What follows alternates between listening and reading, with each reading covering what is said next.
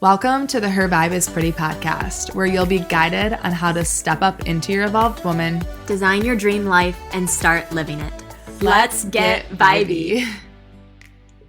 Hey there, welcome back to this week's episode of Her Vibe is Pretty podcast. I am beyond thrilled to introduce the guest that we have today because not only is she one of my business besties, but we have Dr. Megan Stubbs here, who is a freaking powerhouse. So Meg is a sexologist. She's a relationship expert and a body image specialist. I'm telling you, you want this girl in your freaking court. She is incredible. She is a very talented writer and has been featured in Playboy, Cosmopolitan, Glamour, Women's Health, Marie Claire, InStyle, Self Mag. I could go on and on and on of where this girl has been published because she's freaking everywhere. But what's most exciting is that she has her very own book coming out, and it's called Playing Without a Partner, A Singles Guide to Sex, Dating, and Happiness. This book is all about busting the stereotypes around single people's sex lives and how you can maximize pleasure and feel empowered while either actively dating someone or looking for a long-term partner. So, Meg, thank you so much for being a guest on today's show. Thank you so much, Mary. I am pumped to be here. So we start out every one of our episodes talking about something that we're feeling high vibe about currently. And it doesn't need to be anything big and grand. A lot of times it's usually just the little things in life. So tell us something that you're feeling extra vibey about right now. It's spring in Michigan, so I am literally full of the planting garden energy. I have so many seed starts, and anytime I go to the store, I'm always like blinders on because I'm like, don't buy any more seeds, don't buy any more plants. It's just the time of like awakening from winter, and it's like I want to get in the dirt and play with my plants. Yeah, your gardens are the most beautiful things ever. How many raised beds do you have in your backyard? I have 6 4x12 raised beds for food, gosh. and then the other side is like perennial garden for butterflies. Yeah, they're so beautiful. They're so beautiful. And I'm always impressed. I actually just planted a couple little basil seeds, well, 2 packs of basil seeds. So I'm excited to get those started and have a little mini herb garden for this summer, hopefully. So wish me luck. I get a lot of basil. I know. Well, I've been eating it like crazy. So I'm sick of buying it at the store. So I want to have some like fresh grown that I can just like go out there and clip off whenever I'm ready. Yes. But I love that. So yeah, I'm feeling totally vibey about the springtime as well. The extra sunshine and the longer days just make me feel so much happier in my everyday life.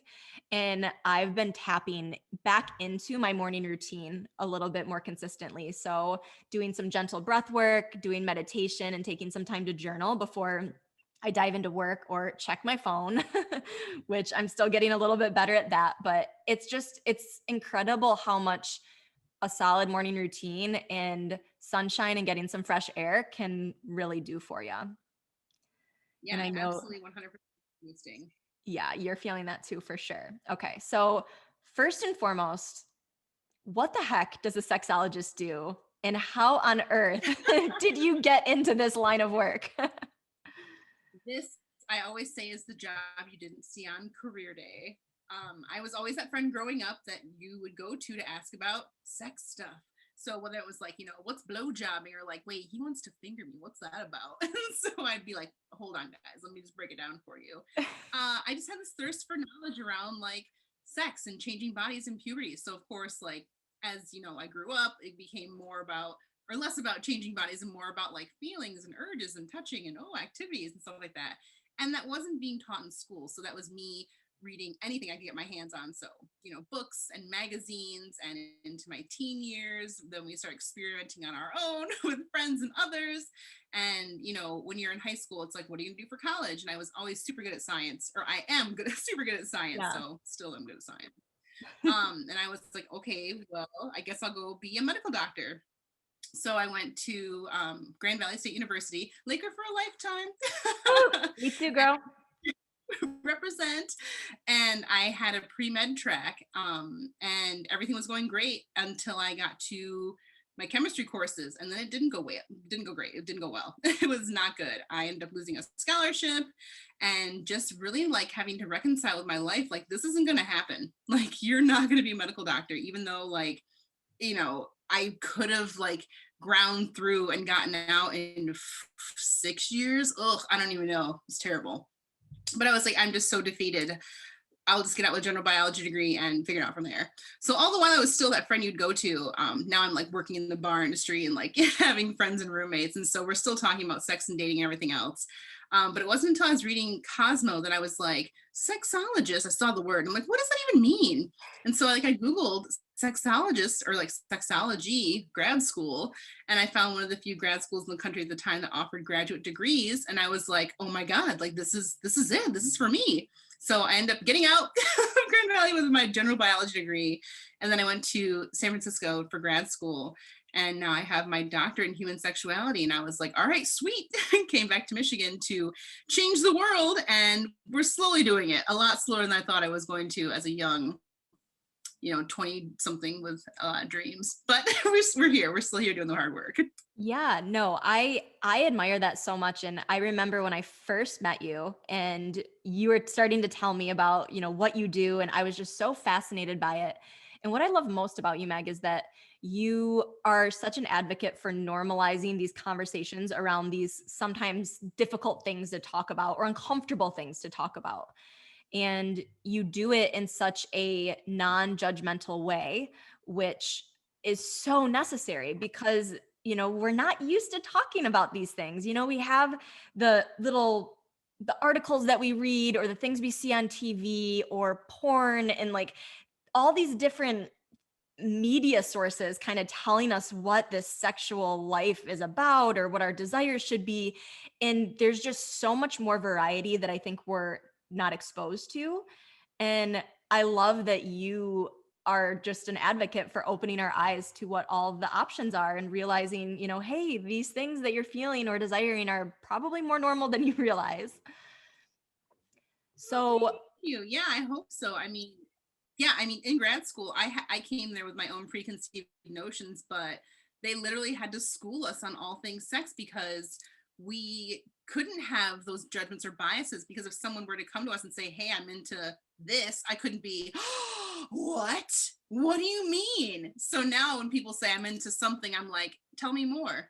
What's your concern with that? Nothing in all of my years doing that have I ever been like, what? I don't even know what that is. So it's my job to know everything. And then therefore I come back to the civilian population and let everyone know that, hey, what you're into is 99.9% of the time totally normal. I love that. So give me some ideas for what someone could do to feel more comfortable when they're kind of starting to explore their own sexual desires or what they want out of their sexual relationship. Yeah. So are we talking about a single person or a partnered person? Can we talk about both? I know there's a lot of people who are probably single listening, but I am also in a relationship and I know many people are also in relationships. So if you're able to kind of touch on both, that would be awesome. Yeah. So as a single person, start with yourself. This is one of the few times where it's 100% safe no matter what you're doing with yourself. There's no risk of like a sexual transmitted infection or judgment or pressure because it's just you. So you're not having to worry about like, do I look okay? Do I smell okay? Like what's going on? It's just you. So get in touch with yourself and not just the erogenous zones. We know nipples, clitoris, those are hot spots, but take time and make it purposeful.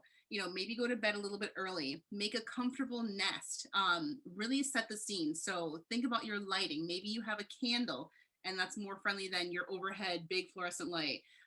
Do you have music playing that makes you feel good? Are you on the couch? Are you in your bed? Put yourself in a comfortable, maybe like cozy blanket, and then be mindful about what you're doing and touching or massaging yourself. Maybe you're like, wow, I really like it when like I feel nails on my neck. That feels so nice. You wouldn't know that normally unless a partner one day was like, you like this? And you're like, yeah, I actually do. That's pretty good. So get to know yourself and then, turn yourself on. So every time you spend time with yourself, self-love, playing with yourself without a partner, you can, get a deeper understanding of your body and what it likes and what it doesn't like. Switching that to a partnered person, same MO, do the same things, But then next time you're with your partner, say, hey, I would love it if you ran your nails up and down my neck, or maybe if you like kiss the inside of my thin wrist skin because it's so sensitive. You can tell them that and they'll be like, oh, cool, thanks for the knowledge. Because even if you've been with this person for years on end, maybe there's something new, because people are always changing, bodies are always changing, situations are always. Ooh, that was so good, Meg. So many good pieces of advice there. And so I guess my next question is, how do you have these conversations? Like, you just now made it seem so easy to just be like, hey, this is what I like. But sometimes I feel like there can be some insecurity there when it comes to voicing these things that you want. And maybe it's, you're feeling a little insecure, like, okay, how are they going to take it? Or are they going to want to do these things? Or what if they think I'm weird? How do you recommend that people get a little bit more comfortable having these kind of conversations with their partners? Yeah, 100%. I totally agree. It can be awkward or uncomfortable, especially if you're just like stepping your toes into like really advocating or speaking up, about your sexuality in a non like bedroom oriented place. Because when you're there, you're kind of like, oh, lower to the left. But if you're at the dinner table, you can't just be like, so I like my butt licked. Can you also pass the salt? Like, maybe it's happening. I don't know your life, but if you want to, broach a topic at, say dinner, maybe don't do that so aggressively, especially if you're in public, but you can say, I read this article or listened to a podcast and they were talking about, different erogenous zones or different ways to turn your partner on. And someone mentioned this, would you be into trying that with me? And then that way it takes the pressure off your partner from responding a certain way. Because either way, if they hear you say like, I want you to lick my butt, and then they're like, oh shit, they want me to lick their butt. Like, I don't know if I'm into that, but if they really want that, I might say yes. Or they're like, oh my God, absolutely not. So if you say, hey, I heard this podcast about rimming, what do you think of that? Then the partner has a little more freedom to respond authentically, because then they're not like, well, do you want to do the rimming? And then it's like, it takes the pressure off you and puts it on a third party. Yeah, no, I love that. And I think too, so like, I guess kind of following up to that is when you are starting to explore some of these different things, like what resources do you recommend? Like, I wouldn't even know where to begin to start learning about some of these different things. I feel like I learned so much from you just from being friends with you. But if I didn't have you, I don't know where I would even begin to learn about some of these things. Yeah, I know it's kind of laughable. I think there's that one like notorious article where it's like the top weirdest 20 Cosmo tips for sex. Like, put a little bit of pepper under your nose while you're giving him head so he sneezes. And I was like, that wasn't me. That wasn't my team. Like, no, we didn't suggest that stuff. But articles in like Cosmo or Women's Health or Self or Glamour. And then also look at the expert too. So obviously I would love if you followed me, but there's a lot of good ones out there. So look at the expert they're quoting and then go to their site or their social media. And usually they'll have either information or resources or education, Instagram lives, and they can, educate you on different things you want to try. And so this also goes into maybe you want to explore non-monogamy or kinky or poly life. There's a bunch of different avenues, paths you can take to explore. But for basics, I think any sex educator could help you out with that. Love it.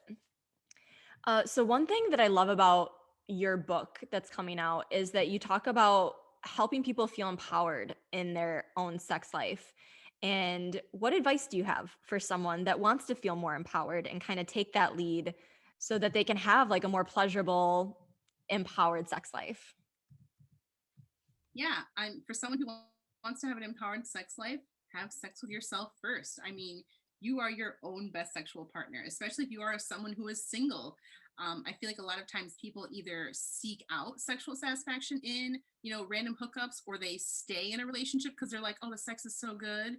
Good dick is hard to quit. But it's like, if you realize that you can bring about amazing sexual pleasure all on your own and you don't need anybody else, you can add someone later, but it's not you need someone because you've already got you.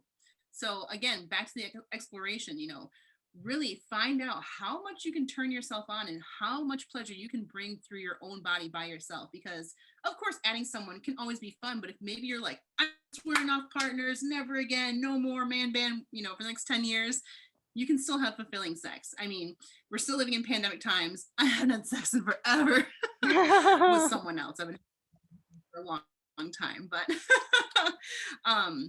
yeah, so just really have fun with yourself and just see where you can take that. I mean, there's so many things you can do as a single person. Explore toys, fantasy, read books, sex with someone on the internet. There's so many avenues open to you rather than going out and just hooking up with someone just to be with someone. Yeah, no, that makes a lot of sense. And I think that can be kind of tricky too when you're, again, I feel like society kind of shows you like, oh, if you're feeling that way, like you need to go out and find a partner, but it's like not necessarily. There's so many other options that are available to you to help you really embrace your own desires and the things that feel good and work for you. And then from that place, you're more likely to find a partner that's going to be on your level and kind of meet you where you are. Yeah, I totally agree with you. I don't want to discount someone who is going out and having casual sex or, meeting people for hookups. That's totally fine and okay. Like, that was me. I did that. I lived that life. But you don't have to. There's just a lot of options to make sure, you choose what's right for you. So don't feel like you have to be a certain way because your other single friend is doing this. Don't feel like you have to emulate that. You can choose for yourself whatever path you want to take. Mm-hmm.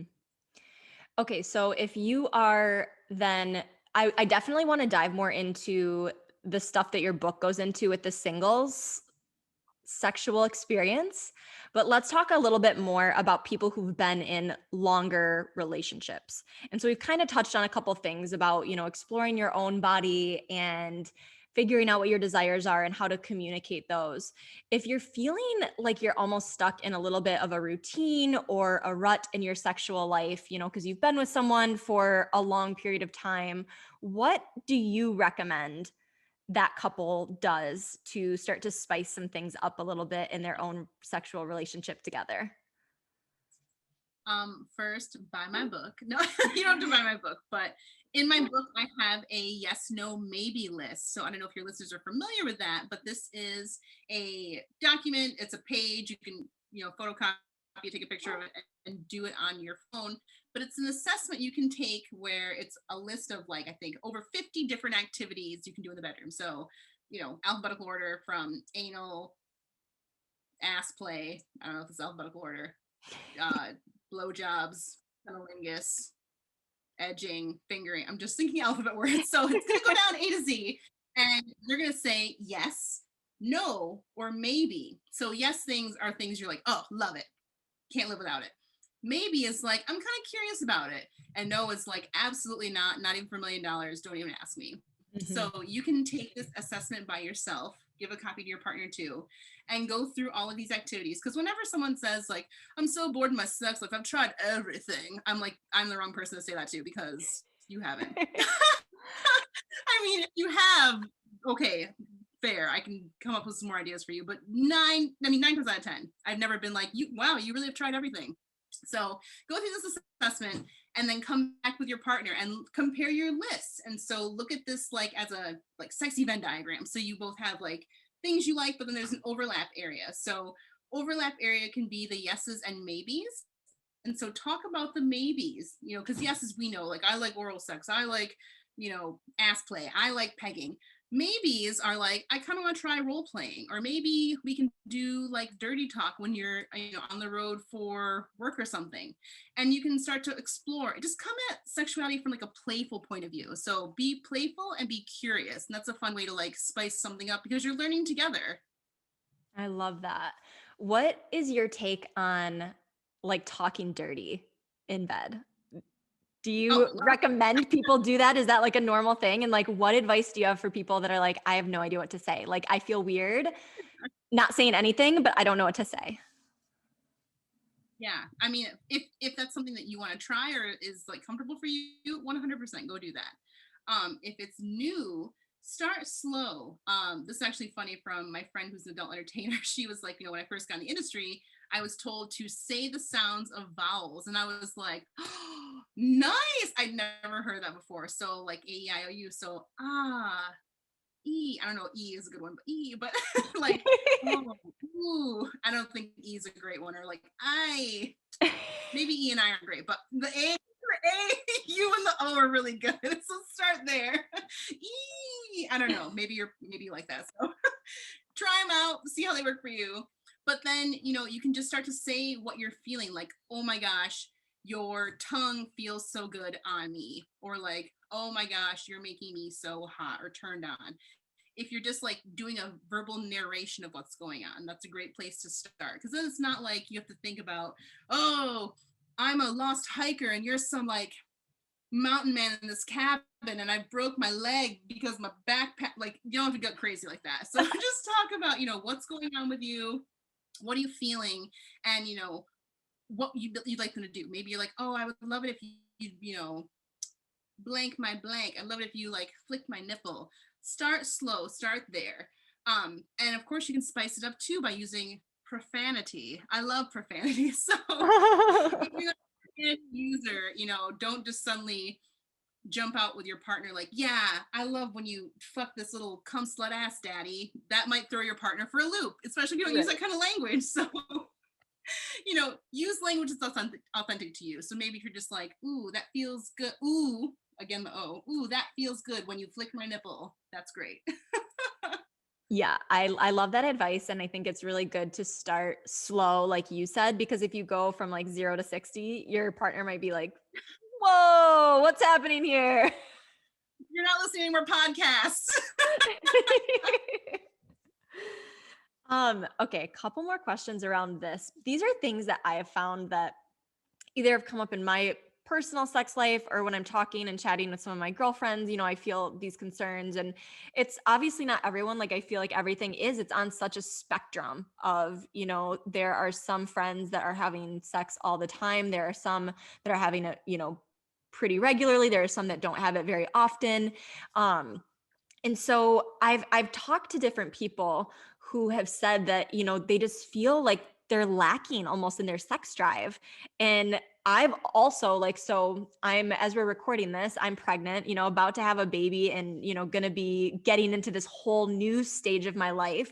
And, one thing that I feel like people are always like, oh, well, your sex life is going to change so much. Like, you're just so tired all the time. You don't want to do you don't want to have it. You have to squeeze it in so fast. And so, what advice do you have for someone who is starting to see like either a shift in their sexual experiences or are feeling just like a lack of their sex drive? Like, they're just not even really desiring to do it. They know they want to, but like that genuine desire just like isn't there. Yeah.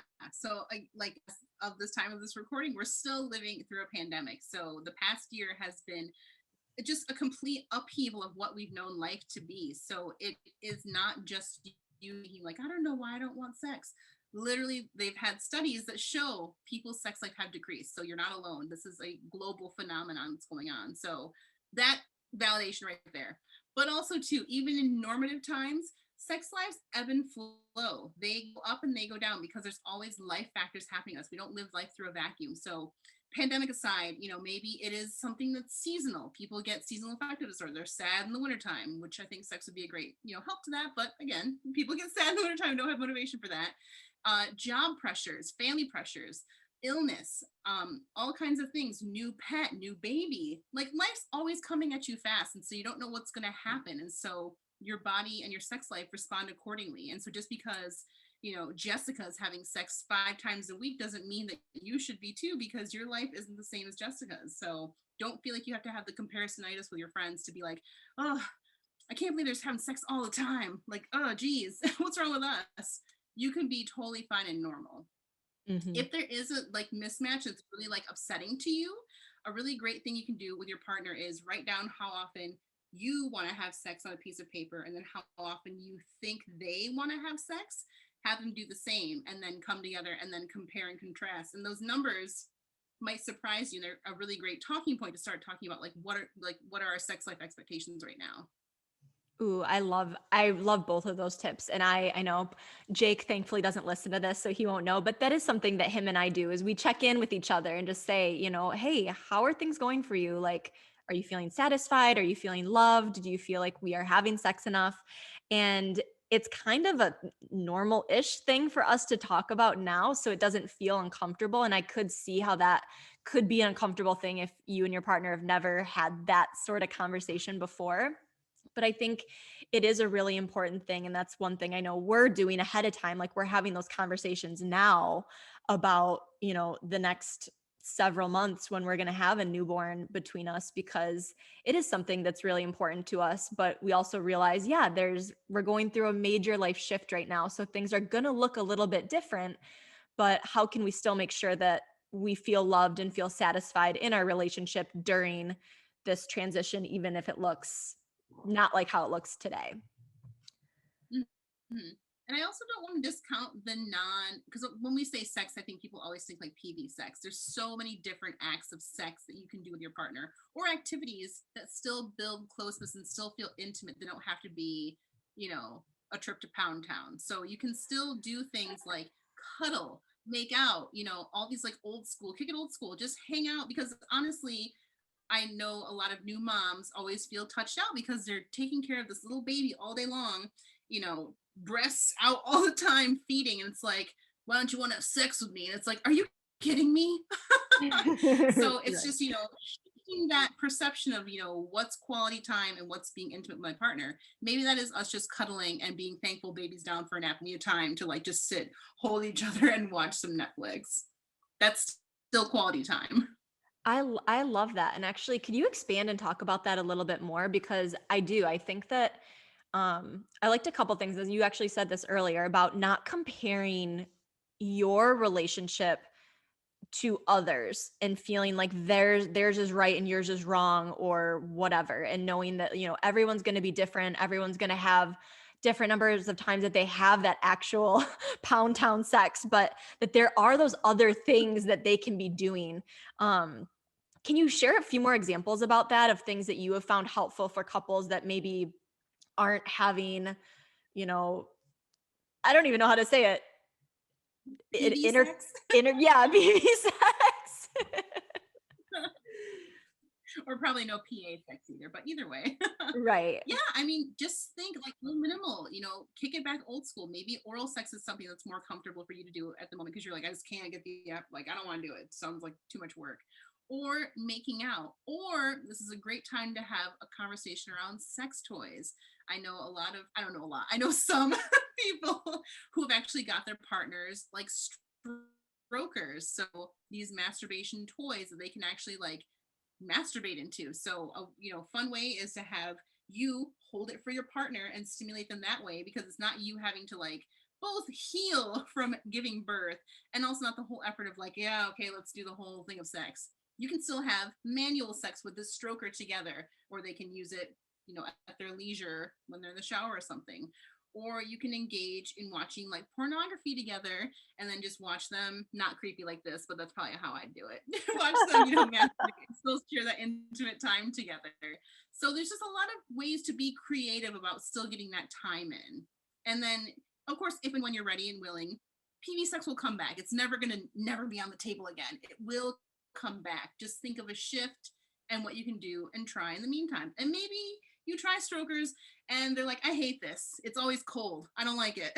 You can obviously heat them, but just try it out and then laugh about it, because it'll be a funny story. Like, yeah, right when we had the baby, I got him a fleshlight and he liked it more than me. And so here we are now. That's not going to happen. Don't worry.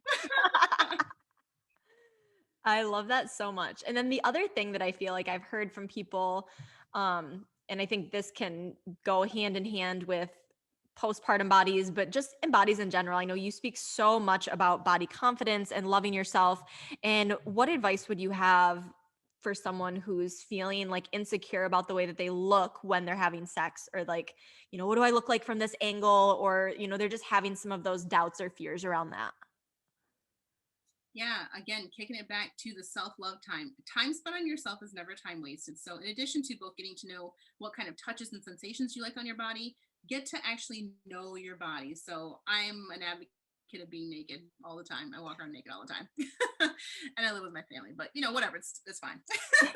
So, I see my body on a daily basis. So I'm comfortable with seeing it in all kinds of like iterations and like, angles, even if people who are like, oh, don't use this position because you got to hide this, they're still seeing your body. They're going to know you have rolls or fat or cellulite or hair there or any, like, you can't hide it. Like, I don't ascribe to that kind of thing. So get comfortable with your own body, get comfortable in your own skin, and know that you deserve pleasure. Like, you don't have to wait till you lose 30 pounds or you get this treatment or you have to get this right kind of bra to hold up your boobs when you're on top because you don't want to look saggy. Like, no, right now, right this second, right as you're listening to this podcast, you are worthy and deserving of having pleasure, regardless of what your body looks like.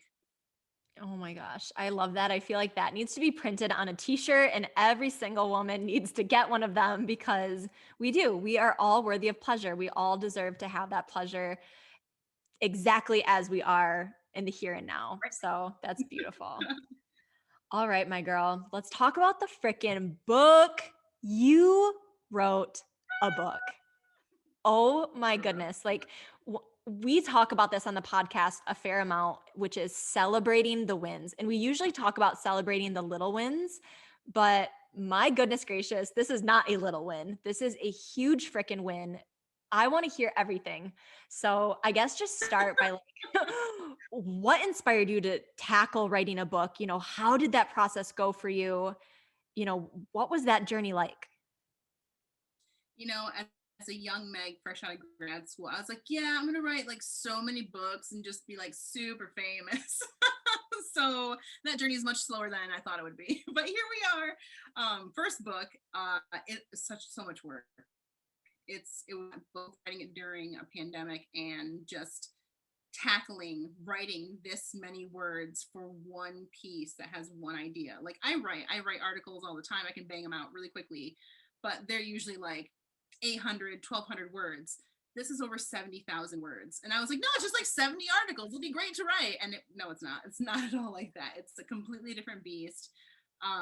But to how I got to the place of writing a book, my friend and other sexologist, she's amazing, Sex and Dr. Jess, she introduced me to this publishing company, and they're one of the largest publishers of sexuality and relationship books in the US. And I was like, hey, I'm, an aspiring author. I'm a writer right now. Do you have any topics you'd like a new author to like take a look at? And they were like, we kind of have this idea about like maybe a book about single sexuality. And I was like, what?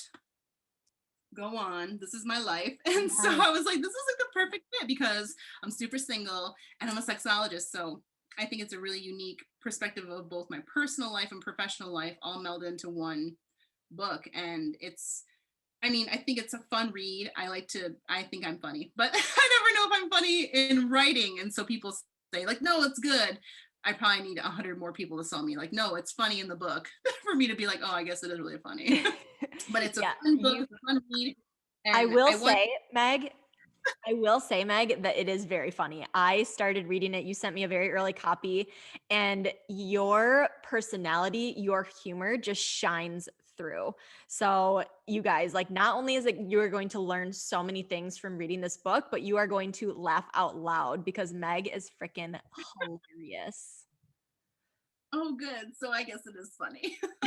It's just so hard because like, I had this imposter syndrome of like doubting myself. I'm like, one, who wants to read this book about your single life, Meg? Like, but then I do realize like, no, this is an important message because I feel like a lot of books on the market right now are like how to get that next person, how to be in the relationship of your dreams, or like how to spice up the relationship that you're currently in.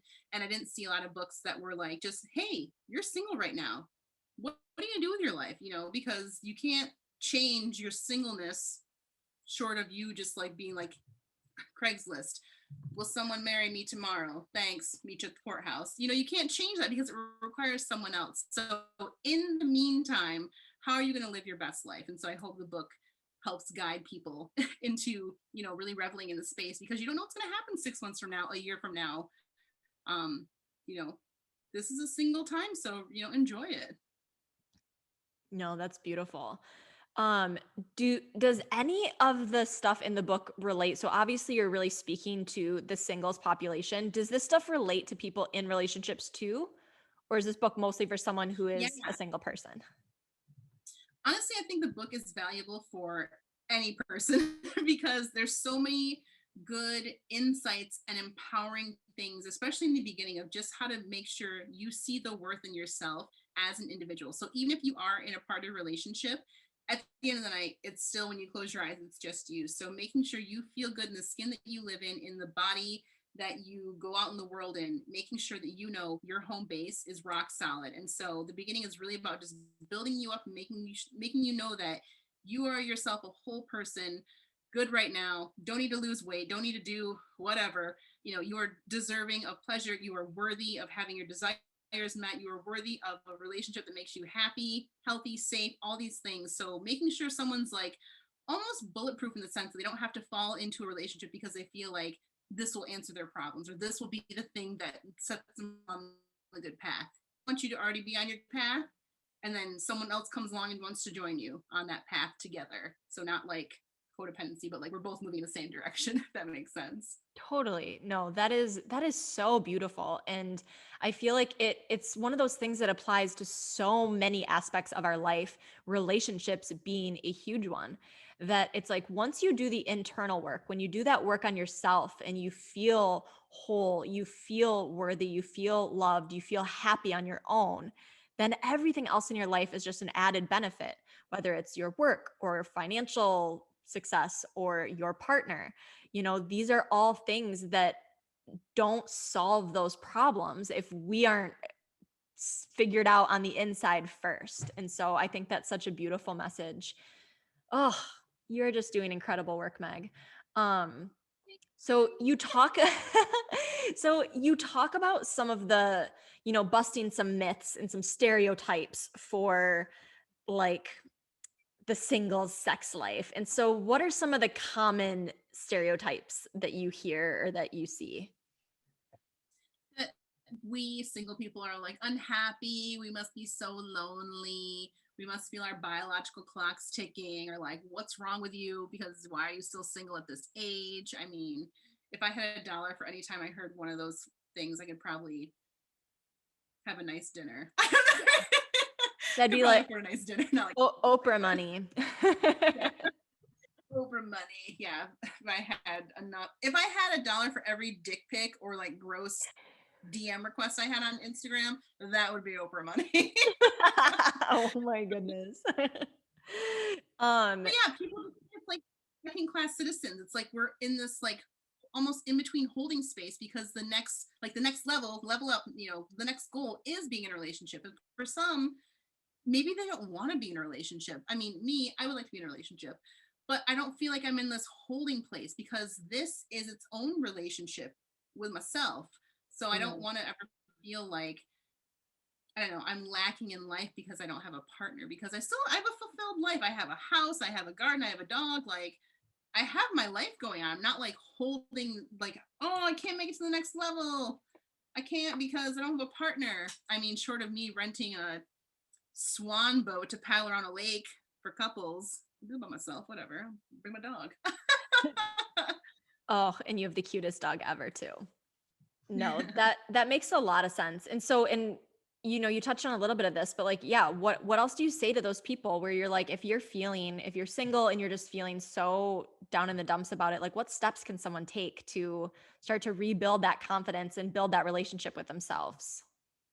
They have to do a gratitude assessment, really take stock of what their life looks like and what they're able to do. So if you're feeling, again, like I don't want you to feel like stuck or like, failure to launch here, but look, are you a reliable friend? Do your friends, look to you? Are you able to help out your friends because you don't have any like dependents to like, say, oh, I can't go do this? Do you have the freedom to pick up and go on vacation somewhere? Like you're not missing out on life. You have a fulfilling life in a different way. So again, not comparing ourselves to other people's lives.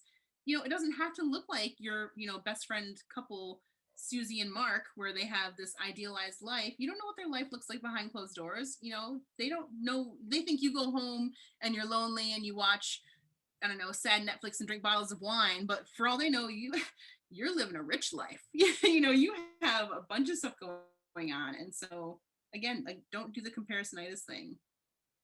Yeah, I couldn't agree with you more. I think that it's really easy. We have a whole episode actually on comparing yourself to other people.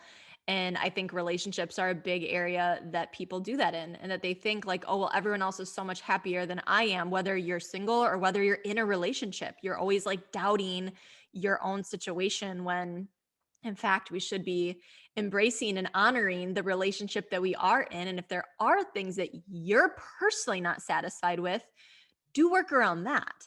But don't be unsatisfied with something in your own life just because your friends or whoever, your family, are doing something a little bit different. Mhm. I And love sometimes I wonder if those messages are like projection onto you, where they're like, oh, yeah, when I was single, life sucked, but now I'm partnered and it's like easy street. And it's like, well, that's because you were a sucky person. Ah, that's not nice. But like, these things come out. Or even the person who said to you, like, oh, you're gonna have to like fit in sex with your new baby. Maybe that's what their experience was, but it's not necessarily going to be what's reflective of you. They can, again, the I statements. I'm always saying use an I statement. When I was single, didn't enjoy it. Now I'm happy in a partnership. Okay, great. That's great for you. When I had a baby, didn't have sex for 5 years. Like, oh, okay, that's your life. Not necessarily gonna be my experience. Yeah, I completely agree with you. And I've had experiences like that in other realms where this is a silly example, but when I moved in with Jake, I remember everyone is saying, like, you learn so much about your partner when you move in with them. You're going to see all their dirty, gross, terrible habits. It's going to be so hard. You're not only going to fight about relationship stuff, but then you're going to fight about roommate stuff. And like, it just made me nervous. I mean, we put it off for a long time because I'm like, ew, I don't want to deal with that. Things are good with us. Why would I move in and then ruin it like everyone's telling me? And then we did move in together and it was incredible. And I didn't learn anything terrible about him that I didn't already know. And we never fought about weird roommate stuff. I mean, everything just went really smooth and he's the greatest roommate I've ever had, if you want to call him that. And it does. And so like that's a silly example, but it's the same sort of thing. And like I think that's where some of these, again, these big life shifts, it's like, yeah, it's probably not going to look exactly how it looks today, but it doesn't necessarily mean that that's going to be a bad thing. So Mhm. I love that you said that. Last question about the book specifically. And then if you have time, I want to do a couple like fun rapid fire questions. So what is I got the time. big good. What is the biggest takeaway that you want people to have after reading your book? I want them to know that they have everything inside of them that they need right now. They don't have to go seeking it out in someone else, whether that is confidence, status, sexual satisfaction, uh, validation of how they look. Like that can all be brought on from within. So don't think you have to have someone else in your life to make you feel those things.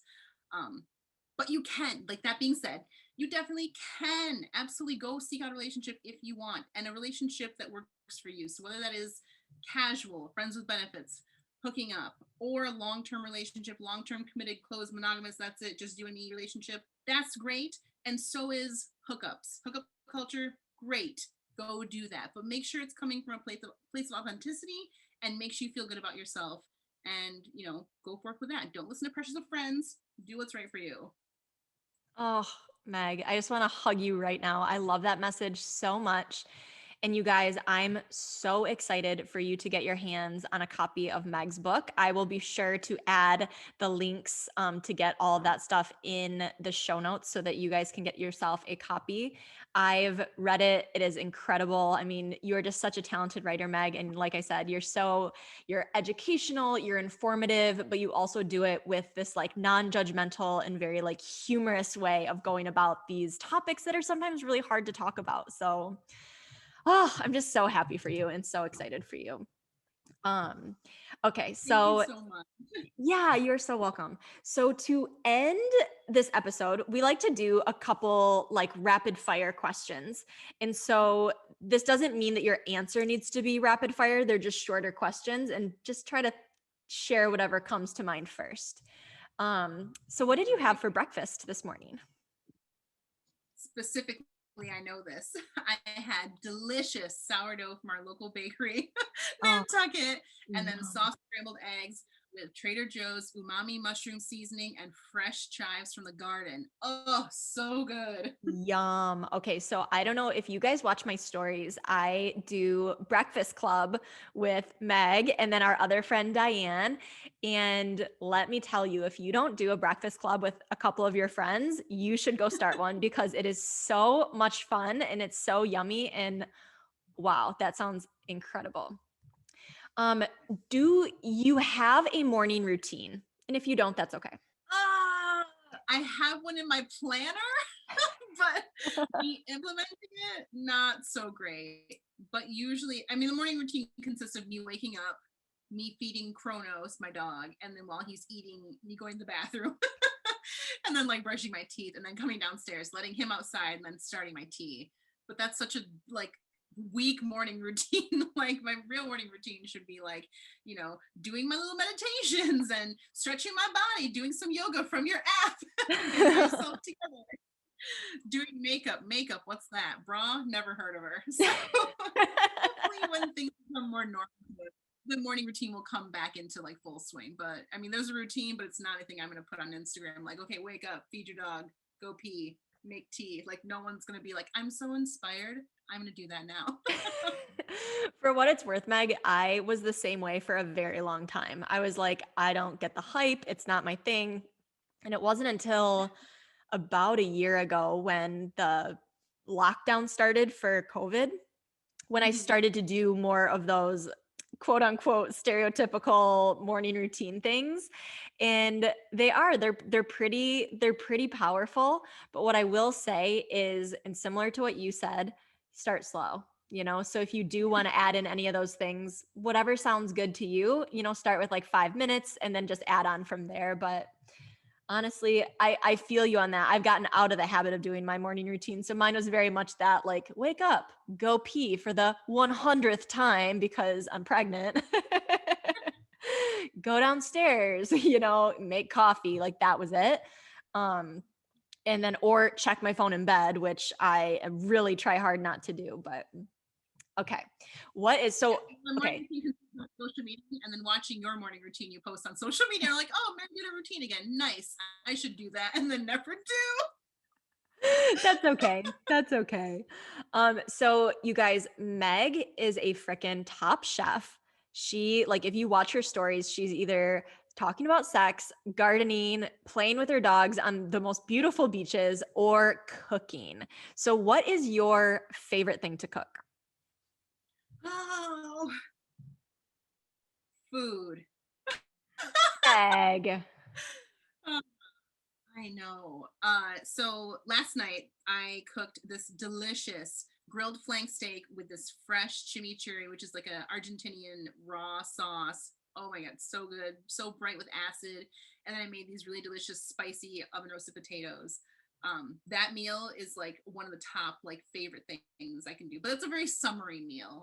It doesn't feel very like wintry, but that's a spring summer staple. I'll be eating that a bunch this coming season. Oh, it looked so good. So I saw it in your story and I saw your sister Kelsey rate it, which is Her so tasting cute. notes.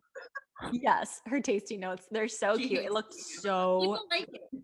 yes, I know. Like, we need to turn our breakfast club into a dinner club sometimes and make dinners. Cause I also need to try the lamb meatballs that Diane always really loves.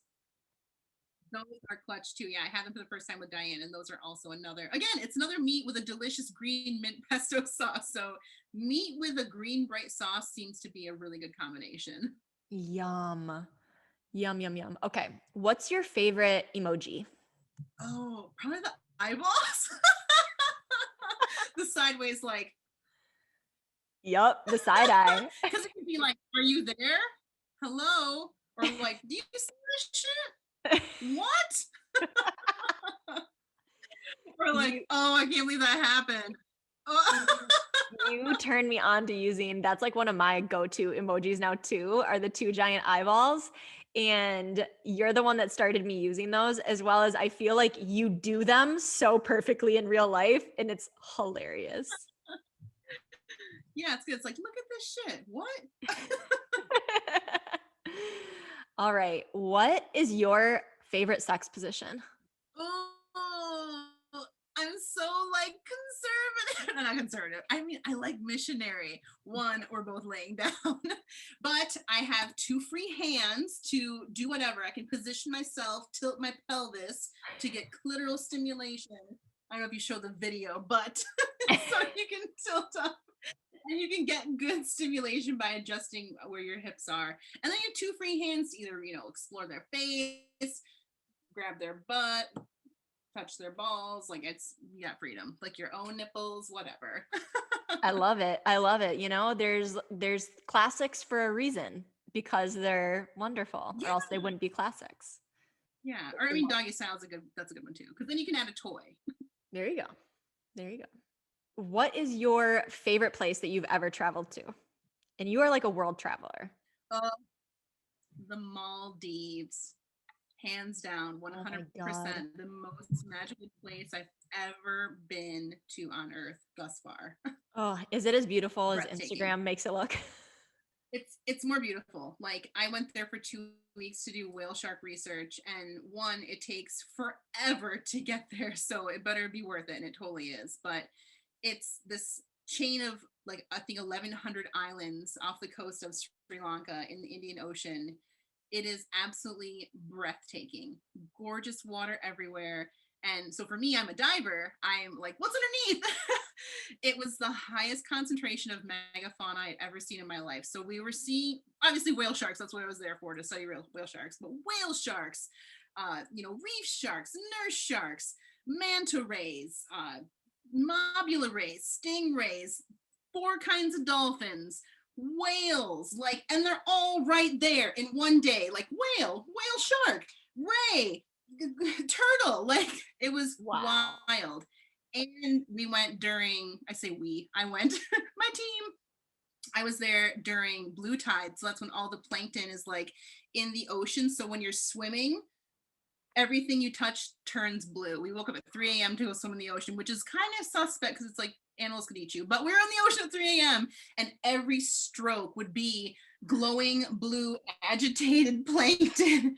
And it was magical. We would walk on the beach and our footsteps would be blue. So, like, if you Google like blue tide, you'll see the photos and you'll be like, that's fake Photoshop. It's totally real. And it was just so magical.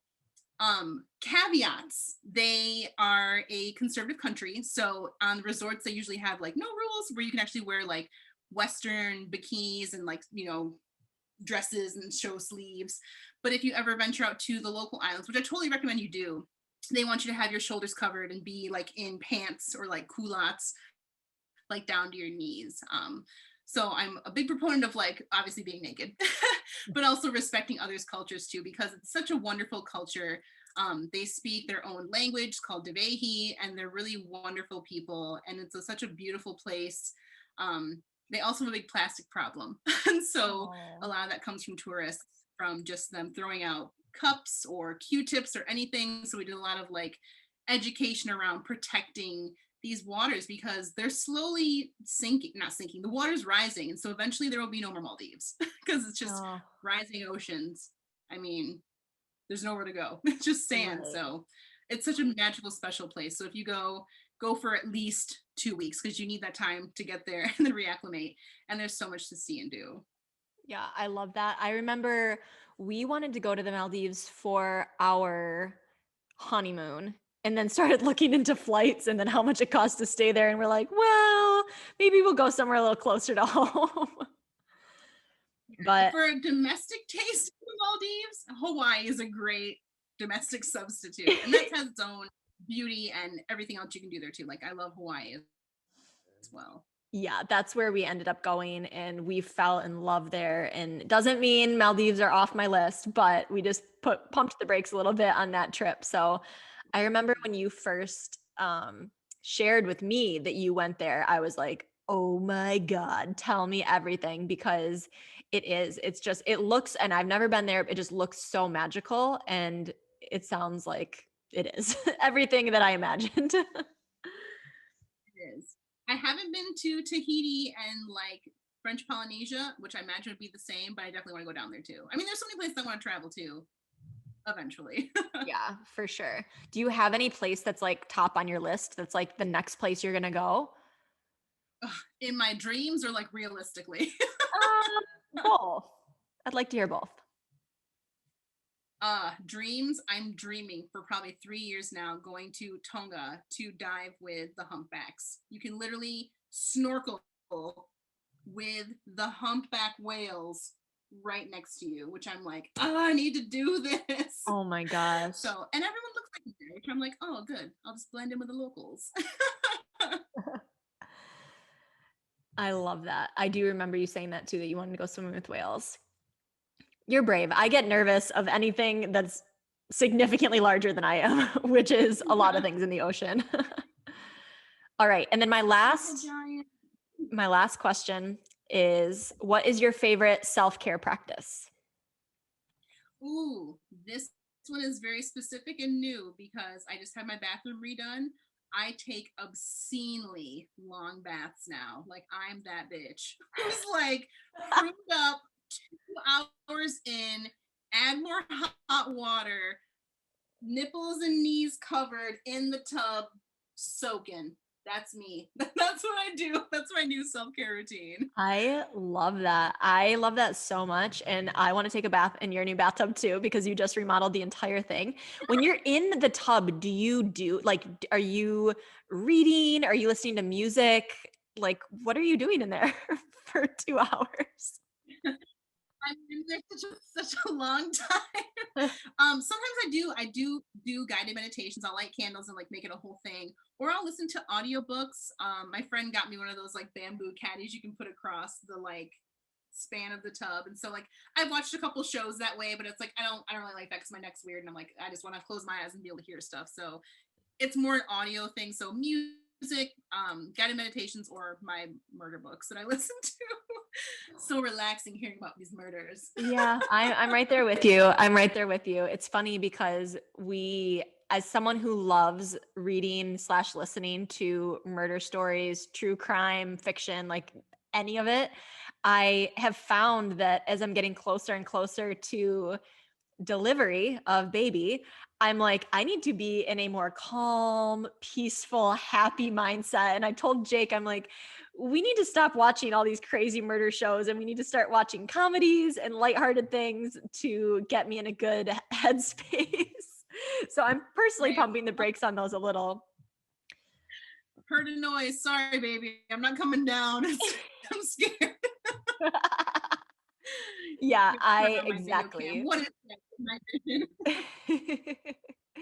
All right, Meg, thank you so much for being on the show. Can you please share, what are the best ways for people to get in touch with you, to follow you? What social medias are you most active on? Tell us all the things. Thank you so much for having me. This was a joy to talk to you, and now that people can hear how we go back and forth. You can reach me at sexologistmegan.com. I am most active on Instagram at sexologistmegan. I'm also on Twitter at sexologistmegan, so you can find me there. I love it. So easy. Sexologist Megan. You want to know, guys, a fun fact too? Whenever I ever tag Meg in an Instagram story, and if I tag her and then like anyone else, Meg always gets like 1,000 more clicks than anyone else. Your name is so intriguing. Everyone wants to know who you are. So yes, I will tag all of that in the show notes, you guys. I hope you learned a thing or two about how you can really feel more empowered in your sexuality, in your sexual relationships, whether you are single or whether you are in a long-term relationship or a new relationship. And be sure to get Megan's new book, Playing Without a Partner, A Single's Guide to Sex, Dating, and Happiness. Oh my gosh. I just, again, am so proud of you, Meg. I'm so happy for you. It's such an incredible book. And I can't wait to like buy a case of them and just hand them out to all of my friends because everyone needs to read this. Like, even if you're not a single person, even if you are in a relationship, there's so much you can take away from Meg's book. So thank you so much, Meg. And we will catch you guys next week on Her Vibe is Pretty. We love you. Bye.